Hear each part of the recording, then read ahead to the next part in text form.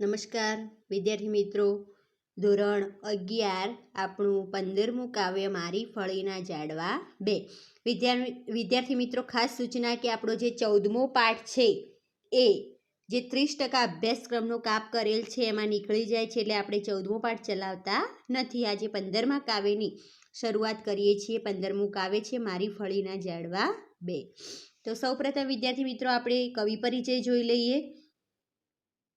તો ઉપરોક્ત કાવ્યના કવિ છે દેવજી રા મોઢ. રા એટલે રામજી, તો દેવજી રામજી મોઢા.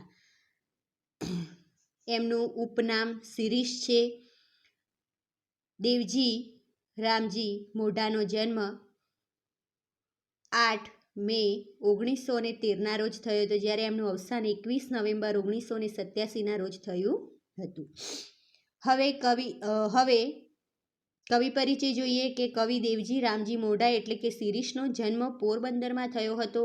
ઈસવીસન 1930માં મેટ્રિક પાસ થયા હતા.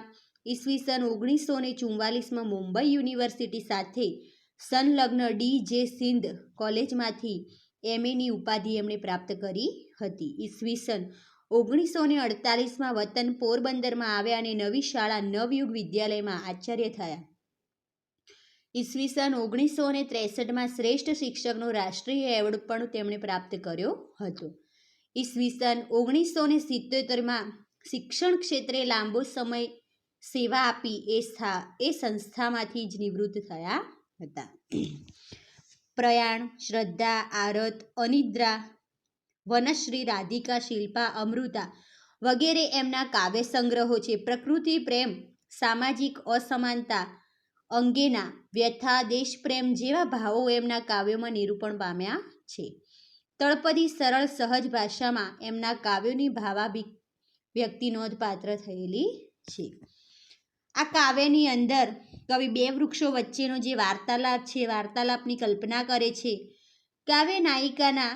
કાવ્યનાયકના ફળિયામાં એટલે કે આંગણામાં બે વૃક્ષો, બે ઝાડવા જે છે એમાંનું એક દૂર જંગલમાં જવા ઈચ્છે છે. જંગલમાં રહેતા પોતાના ભાઈ ભાંડુઓ સાથે, ભાઈ ભાંડુ એટલે ભાઈ બહેનો, એના સ્વજનો સાથે બાકીનું જીવન વિતાવવા ઈચ્છે છે. અહીં હવે એને એકલવાયું લાગે છે. બીજા વૃક્ષનો જવાબ સરસ છે કે જંગલમાં જીવનું તો જોખમ હોય છે. કઠિયારો ગમે ત્યારે આવી અને આપણના ઉપર કુહાડીના ઘા કરે, આપણને કાપી નાખે, એનું કંઈ નક્કી કહેવાય નહીં. અહીંયા આપણે સુરક્ષિત છીએ. વળી જે વ્યક્તિએ પોતાને ઉછેર્યા છે, મોટા કર્યા છે, અને હવે જ્યારે આપણો એને ફળ અને છાયો આપવાનો સમય થયો છે ત્યારે એને છોડીને જતું રહેવું એ અયોગ્ય બાબત છે.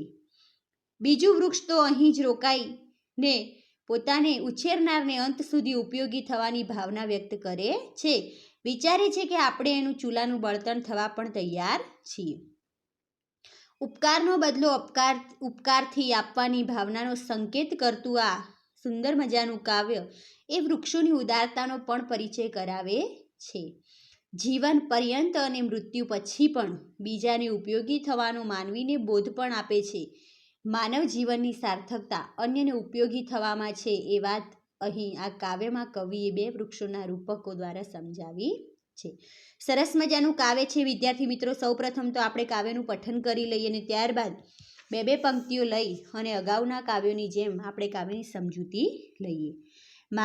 મારા ફળીના ઝાડવા બે હતા કરતા એક દી વાતો, એક કહે હદ થાય હવે નહીં ભાંડું વિજોગ ખમાતું. ચાલને અહીંથી ચાલતા થાય આઘા આઘા વનમાં જાય, બીજું કહે એમાં જીવનું જોખમ નીત આવે કઠિયારા, આવી ઓ ચિંતાના ચલવે આપણા પર કુઠારના મારા. જોકે મરવું કોઈ ન ટાળે તોય મરવું શીદ અકાળે, પેલું કહે અહીં દન ખૂટે તો પાછી ન ખૂટે રાત, અહીં અટુલું એકલું લાગે તહીં તો આપણી નાત. ચાલને આપણે ચાલતા થાય આઘા આઘા વનમાં જાય.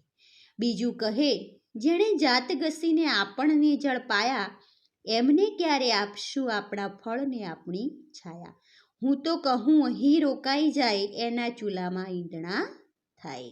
તો સરસ મજાનું કાવ્ય છે વિદ્યાર્થી મિત્રો. સૌપ્રથમ પહેલી બે પંક્તિઓ. મારા ફળીના ઝાડવા બે હતા કરતા એક દી વાતો. જુઓ, દી પછી લોપ ચિહ્ન દી એટલે દિવસ. એક કહે હદ થાય હવે નહીં ભાંડું વિજોગ ખમાતો. કે મારા ફળિયાના, ફળિયું એટલે આંગણું, કે મારા આંગણાના ફળિયાના બે ઝાડવા હતા અને એક દિવસ બંને વાતો કરતા હતા. શું વાતો કરતા હતા? જુઓ, એમાંનું એક વૃક્ષ કહે છે કે અરે હવે તો હદ થાય છે. ભાંડું વિજોગ એટલે ભાંડું, ભાંડું એટલે ભાઈ બહેન, અને વિજોગ એટલે વિરહ વિયોગ. તો એક કહે છે કે હવે હદ થાય છે, આ ભાઈ બહેનનો વિયોગ, એમનો વિરહ હવે મારાથી સહન થતો નથી. તો પહેલી બે પંક્તિઓ શું કહે છે કે મારા આંગણાના બે ઝાડવા હતા અને એ બંને એક દિવસ વાતો કરતા હતા. એક કહે છે કે હવે હદ થાય છે, આ ભાઈ બહેનનો જે વિરહ છે હવે મારાથી સહન થતો નથી. ચાલને અહીંથી ચાલતા થાય આઘા આઘા વનમાં જાય. વન, વન એટલે જંગલ, આઘા આઘા એટલે દૂર દૂર. એ કહે છે કે આ ભાઈ બહેનનો વિયોગ હવે મારાથી સહન થતો નથી. ચાલને આપણે અહીંથી જતા રહીએ, દૂર દૂર વનમાં, જંગલમાં જતા રહીએ. બીજું કહે એમાં જીવનું જોખમ નીત આવે કઠિયારા, આવી ઓચિંતાના ચલવે આપણા પર કુઠારના. મારા કઠિયારા એટલે જંગલમાં લાકડા કાપવા, લાકડા કાપી અને વેચનાર જે હોય એને કઠિયારો કહેવાય. કુઠાર, કુઠાર એટલે કુહાડી. તો શું કહે છે કે બીજું ઝાડવું પહેલા ઝાડવાને સમજાવે છે અને કહે છે કે એમાં તો આપણા જીવનું જોખમ છે, એટલે કે મૃત્યુનો ભય છે. ત્યાં તો રોજ કઠિયારા આવી અને ઓચિંતા એટલે કે અચાનક આવી અને આપણા પર કુહાડાના ઘા કરે. ફરી જોઈ લો વિદ્યાર્થી મિત્રો કે બીજું ઝાડવું પહેલા ઝાડવાને સમજાવતા શું કહે છે કે એમાં આપણા જીવનું જોખમ છે, એટલે કે એમાં મૃત્યુનો ભય છે. ત્યાં તો રોજ અચાનક જ કઠિયારા આવે છે અને આપણા પર ઓચિંતાના કુહાડાના ઘા કરે. જો કે મરવું કોઈ ન ટાળે તોય મરવું સિદ્ધ અકાળે. બીજું ઝાડવું એને સમજાવતા ફરી કહે છે કે જો કે મૃત્યુને કોઈ ટાળી શકતું નથી, તો પણ અકાળે એટલે કે મૃત્યુ વગર શા માટે મરવું. ફરીથી શરૂઆતથી આટલા સુધી જોઈ લો વિદ્યાર્થી મિત્રો કે મારા ફળિયાના બે ઝાડવા હતા અને એ બંને એક દિવસ વાતો કરતા હતા. એક કહે છે કે હવે હદ થાય છે, આ ભાઈ બહેનનો વિરહ મારાથી સહન થતો નથી, એટલે ચાલને આપણે અહીંથી જતા રહીએ, દૂર દૂર જંગલમાં જતા રહીએ. ત્યારે બીજું ઝાડવું પહેલા ઝાડવાને સમજાવતા કહે છે કે એમાં આપણા જીવનું જોખમ છે, એટલે કે મૃત્યુનો ભય છે. ત્યાં તો રોજ કઠિયારા આવે અને ત્યાં આવી અને અચાનક જ આપણા ઉપર કુહાડાના ઘા કરે. જો કે મૃત્યુને કોઈ ટાળી શકતું નથી, તો પણ મૃત્યુ વગર શા માટે મરવું. આગળ જોઈએ વિદ્યાર્થી મિત્રો. પહેલું કહે અહીં દન ખૂટે તો પાછી ન ખૂટે રાત, અહીં અટુલું એકલું લાગે તહીં તો આપણી નાત. પહેલું એટલે પહેલું, પે પછી લોપ ચિહ્ન છે વિદ્યાર્થી મિત્રો, એટલે પહેલું. તો પહેલું ઝાડવું કહે છે કે અહીં તો દિવસ જશે અથવા તો દિવસ પૂરો થાય તો પાછી રાત કેમે કરી અને પૂરી થતી નથી. પહેલું ઝાડવું કહે છે કે અહીં તો દિવસ પૂરો થાય છે પણ તો પાછી રાત તો કેમે કરી અને પૂરી થતી નથી. અહીં તો એકલું અટુલું એટલે કે એકલવાયું લાગે છે ને ત્યાં તો આપણી આખી નાત એટલે કે જાતિ છે.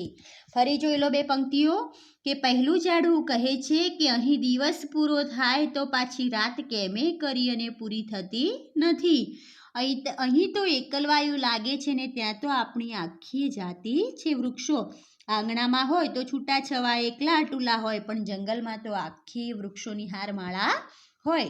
એટલે અહીંયા પહેલું ઝાડવું કહે છે કે ત્યાં તો આપણી આખી જાતિ છે, માટે ચાલને આપણે અહીંથી જતા રહીએ, આઘા આઘા વનમાં જાય એટલે કે દૂર દૂર જંગલમાં જતા રહીએ. બીજું કહે જેણે જાત ઘસીને આપણને ઝડપાયા, એમને ક્યારે આપશું આપણા ફળને આપણી છાયા. પેલું પહેલું ઝાડવું જંગલમાં પોતાની જાતિ સાથે, જાતિની પાસે જવાની વાતો કરે છે. અહીંયા આંગણામાં એને એકલું એકલું લાગે છે. ત્યારે બીજું ઝાડવું ફરી એને સમજાવતા શું કહે છે કે બીજું કહે છે કે જેણે ખૂબ જ જાત ઘસીને એટલે કે ખૂબ જ મહેનત કરીને આપણને જળ પાયા છે એટલે કે આપણને સિંચ્યા છે, આપણો ઉછેર કર્યો છે, એમને આપણે ક્યારે આપણા મીઠા ફળ અને આપણો શીતળ છાંયડો આપીશું. ફરી જોઈ લો વિદ્યાર્થી મિત્રો બે પંક્તિઓ કે બીજું ઝાડવું પહેલા ઝાડવાને સમજાવતા કહે છે કે જેણે ખૂબ જ મહેનત કરી અને આપણને ઉછેર્યા છે એમને આપણે આપણા મીઠા ફળ ને આપણો શીતળ છાંયડો ક્યારે આપીશું. હું તો કહું અહીં રોકાઈ જાય એના ચૂલાના ઈંધણા થાય, કે હું તો કહું છું કે આપણે અહીંયા જ રોકાઈ જઈએ અને જો એમને આપણું જતન કર્યું છે, આપણને ઉછેર્યા છે, તો એના વળતરરૂપ આપણે જો કદાચ એના ચૂલાના ઈંધણા એટલે કે બળતણ તરીકે કામ આવીશું ને તો પણ આપણા માટે ઘણું જ છે. ફરી જોઈ લો વિદ્યાર્થી મિત્રો બીજું ઝાડવું પહેલા ઝાડવાને સમજાવે છે કે જેણે ખૂબ મહેનત કરી અને આપણને ઉછેર્યા છે એમને આપણે આપણા મીઠા ફળ અને આપણો શીતળ છાંયડો ક્યારે આપીશું. હું તો કહું છું કે આપણે અહીંયા જ રોકાઈ જઈએ, આપણે જો એના વળતરરૂપ એના ચૂલાના બળતણ તરીકે કામમાં આવીશું ને તો પણ આપણા માટે ઘણું જ છે. વિદ્યાર્થી મિત્રો ફરી ધ્યાન રાખજો, એક વખત આખું કાવ્ય સમજાવી દઉં છું, ત્યારબાદ સ્વાધ્યાયની વાત કરીએ. મારા ફળિયાના 2 ઝાડવા હતા. એક દિવસ એ બંને વાતો કરી રહ્યા હતા. એક કહે છે કે હવે હદ થાય છે, આ ભાઈ બહેનનો વિયોગ મારાથી સહન થતો નથી, માટે ચાલને આપણે અહીંથી ચાલતા થઈએ, દૂર દૂર જંગલમાં જતા રહીએ. ત્યારે બીજું ઝાડવું પહેલા ઝાડવાને સમજાવતા કહે છે કે એમાં આપણા જીવનું જોખમ છે, મૃત્યુનો ભય છે, ત્યાં રોજ કઠિયારા આવી અને આપણા ઉપર ઓચિંતાના કુહાડાના ઘા કરે. જો કે મૃત્યુને કોઈ ટાળી શકવાનું નથી, તો પણ કારણ વગર એટલે કે મૃત્યુ વગર શા માટે મરવું.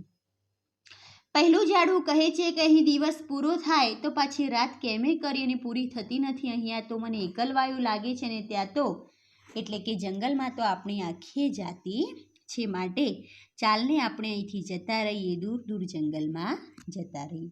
ત્યારે ફરી પહેલા ઝાડવાને સમજાવતા બીજું ઝાડવું કહે છે કે જેણે ખૂબ જ મહેનત કરી અને આપણને ઉછેર્યા છે એમને આપણે આપણા મીઠા ફળ અને શીતળ છાંયડો ક્યારે આપીશું. હું તો કહું છું કે આપણે અહીંયા જ રોકાઈ જઈએ, એના ચૂલામાં ઈંધણા તરીકે આપણે જો કામ આવીશું ને તો પણ આપણા માટે ઘણું જ છે. તો અહીંયા વિદ્યાર્થી મિત્રો આપણું આ 15મું કાવ્ય જે છે એ પૂર્ણ થાય છે. 15મા કાવ્યની અંદર સૌપ્રથમ તો કવિ પરિચય, તો કવિ પરિચયની અંદર જે પહેલા 2 ફકરા છે એ લખવાના છે, ત્યારબાદ શબ્દાર્થ અને પછી સ્વાધ્યાય કાર્ય. તો 15મા કાવ્ય સુધીનું કામ પૂર્ણ કરી લેવાનું છે. ધન્યવાદ.